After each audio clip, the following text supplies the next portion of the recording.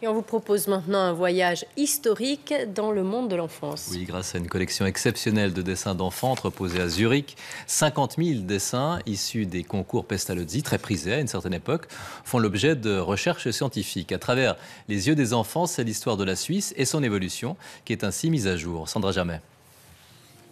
Voici le plus ancien des croquis de la collection. Il est daté de 1905. C'est la promenade dominicale du jeune Hans de Männedorf. Et le plus récent, l'autoportrait d'Anina des années 2000.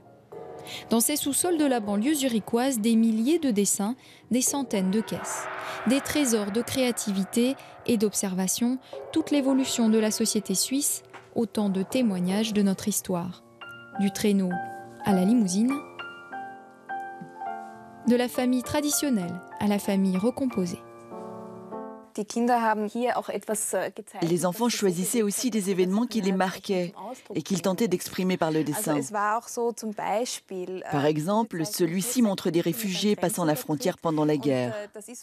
C'est un enfant qui vivait en zone frontalière et cette expérience, il la vivait réellement. Des œuvres presque toutes issues de concours comme celui du calendrier Pestalozzi. Des concours très prisés des enfants à l'époque, comme en témoigne ce reportage de 1953. Rares sont ceux qui n'ont pas tenté leur chance pour gagner le Grand Prix. L'écrivain Friedrich Dürrenmatt lui-même, à 13 ans, s'était illustré avec ce croquis de la bataille de la Birs. Le plus jeune fils d'Albert Einstein, avec ses esquisses. L'humoriste alémanique Franz Holler a même gagné un stylo plume en argent en 1958 pour ce portrait d'Hugo Kobler. Le pédaleur de charme, Hugo Kobler.